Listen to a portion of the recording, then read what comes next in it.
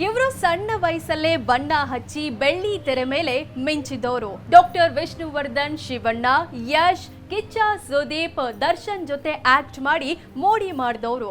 ಅವತ್ತು ಇವತ್ತು ಯಾವತ್ತು ಅಭಿಮಾನಿಗಳ ಫೇವ್ರೆಟ್ಟು. ಗೋಲ್ಡನ್ ಸ್ಟಾರ್ ಗಣೇಶ್ಗೆ ಪರ್ಫೆಕ್ಟು. ಅದೆಷ್ಟೋ ಹುಡುಗರ ಹಾರ್ಟ್ ಅಲ್ಲಿ ಚೆಲುವಿನ ಚಿತ್ತಾರ ಬಿಡಿಸಿದವರು. ಎಸ್, ಈಗಾಗಲೇ ನಿಮಗೆ ಗೊತ್ತಾಗಿರುತ್ತೆ ಯಾರಂತ. ಒನ್ ಅಂಡ್ ಓನ್ಲಿ ಅಮೂಲ್ಯ ಜಗದೀಶ್.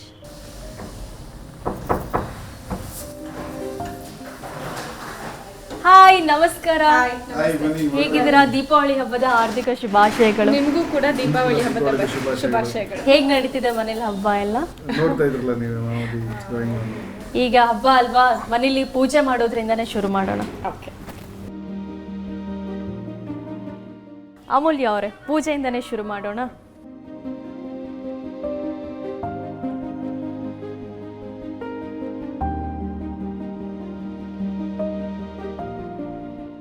ದೀಪಾವಳಿ ಹಬ್ಬಕ್ಕೆ ಪೂಜೆ ಮಾಡಿದ್ದಾಯ್ತು. ಈಗ ಅಮೂಲ್ಯ ಅವರ ಇಡೀ ಫ್ಯಾಮಿಲಿ ನನ್ನ ಜೊತೆಗಿದ್ದಾರೆ. ಅವರನ್ನ ಮೊದಲಿಗೆ ಕಾರ್ಯಕ್ರಮಕ್ಕೆ ವೆಲ್ಕಮ್ ಮಾಡ್ಕೊಳ್ಳೋಣ.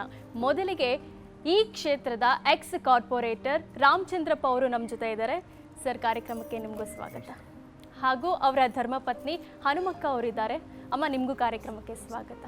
ಜೊತೆಗೆ ಅಮೂಲ್ಯ ಅವರಿದ್ದಾರೆ. ಅಮೂಲ್ಯ ಅವರನ್ನ ಮತ್ತೊಮ್ಮೆ ಕಾರ್ಯಕ್ರಮಕ್ಕೆ ವೆಲ್ಕಮ್ ಮಾಡ್ಕೊತೀನಿ. ಅಮೂಲ್ಯ ಅವರೇ, ಕಾರ್ಯಕ್ರಮಕ್ಕೆ ಸ್ವಾಗತ. ಜೊತೆಗೆ ಯುವ ರಾಜಕಾರಣಿ ಅಮೂಲ್ಯ ಅವರ ಪತಿ ಜಗದೀಶ್ ಅವರಿದ್ದಾರೆ. ಜಗದೀಶ್ ಅವರೇ, ಕಾರ್ಯಕ್ರಮಕ್ಕೆ ಸ್ವಾಗತ. ಹಾಗೂ ಅವರಿಬ್ಬರ ಮುದ್ದಾದ 2 ಅವಳಿ ಚವಳಿ ಇದ್ದಾರೆ. ಅವರಿಬ್ಬರಿಗೂ ಕಾರ್ಯಕ್ರಮಕ್ಕೆ ಸ್ವಾಗತ. ನಮಸ್ತೆ. ಈ ಬಾರಿಯ ದೀಪಾವಳಿ ಹಬ್ಬ ಹೇಗಿದೆ? ಸೆಲೆಬ್ರೇಷನ್ ಹೇಗೆ ಮಾಡ್ತಿದ್ದೀರಾ? ಯೂಶಲಿ ಅಂದ್ರೆ ಕಮ್ಮಿನೇ. ಇವ್ರು ಈ ಸತಿ ಪಟಾಕಿ ಕೇಳ್ತಾ ಇದ್ದಾರೆ. ಅವ್ರ ತಾತನ್ ಕೇಳ್ತಾ ಇದ್ರು ಈ ಸತಿ ರಾಕೆಟ್ ಬೇಕು ಅಂತ. ಅದನ್ನ ಮಾತ್ರ ಕೇಳಿದ್ದಾರೆ ಈ ಸತಿ. ಯೂಶಲಿ ಅಂದ್ರೆ ಆಕ್ಚುಲಿ ಅಥರ್ವಗೆ ಸ್ವಲ್ಪ ಭಯ ಅಲ್ಲಮ್ಮ ನಿಂಗೆ ಪಟಾಕಿ ಅಂದ್ರೆ. ಸತಿ ರಾಕೆಟ್ ಅಂತ ಕೇಳಿದ್ದಾರೆ. ಇದೇ ಫಸ್ಟ್ ಟೈಮ್ ಅವರು ಒಂದು ಪಟಾಕಿ ಅಂತ ಕೇಳ್ತಾ ಇರೋದು. ನಿಮ್ಗೆ ಯಾವ ಪಟಾಕಿ ಇಷ್ಟ? ನನ್ಗೂ ರಾಕೆಟ್ಸ್. ಯಾರಾದ್ರೂ ರಾಕೆಟ್ ಹೊಡಿತಾ ಇದ್ರೆ ಇಲ್ಲ ನನ್ ಗಾಡಿ ನಿಲ್ಲುತ್ತೆ, ಇಲ್ಲ ಅಂತಂದ್ರೆ ನಾವು ಆಚೆ ಬಂದು ನಾವು 3 ಜನ ಆದವ್ ನಾವು 3 ಜನ ರಾಕೆಟ್ ಹೊಡ್ಕೊಂಡು ನಿಂತ್ಕೊಳ್ತೀವಿ. ಸರ್, ನಿಮಗೆ ಯಾವುದು ಪಟಾಕಿ ಇಷ್ಟ? ಚಿಕ್ಕವರು ಇವಾಗ ಜಾಸ್ತಿ ಹೊಡಿತಿದ್ವಿ ಪಟಾಕಿ. ಆಮೇಲೆ ಪೊಲ್ಯೂಷನ್ ಆಗುತ್ತೆ, ಅದಾಗುತ್ತೆ, ಇದಾಗುತ್ತೆ ಅಂತೆಲ್ಲ ಸ್ವಲ್ಪ ನಮಗೆ ಅನ್ಸಕ್ಕೆ ಸ್ಟಾರ್ಟ್ ಆಯಿತು.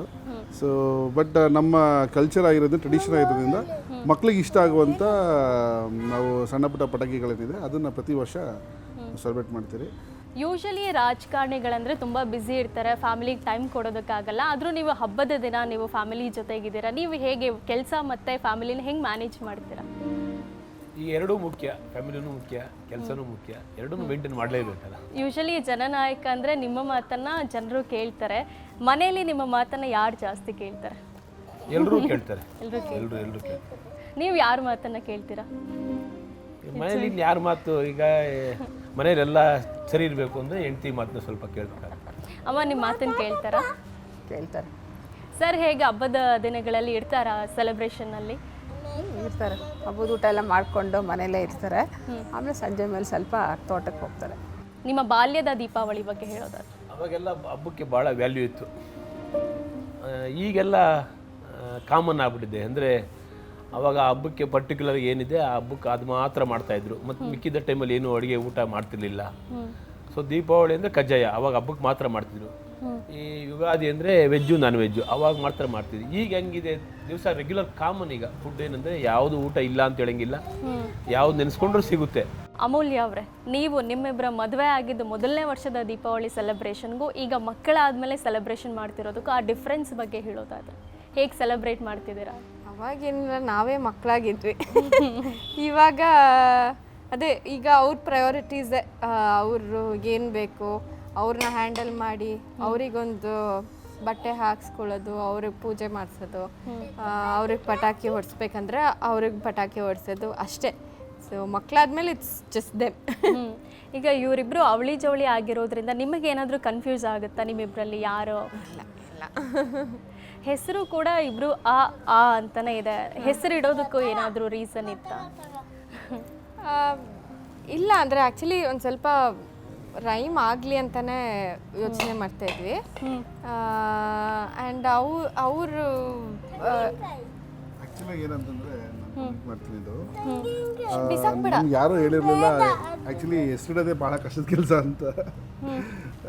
ಸೊ ನಾಮಕರಣ ಮಾಡ್ಬೋದು, ಬರ್ತ್ಡೇ ಮಾಡ್ಬೋದು, ಬಟ್ ಹೆಸರು ಫೈನಲ್ ಮಾಡೋದಿದೆಯಲ್ಲ ಅದು ಭಾಳ ಕಷ್ಟದ ಕೆಲಸ.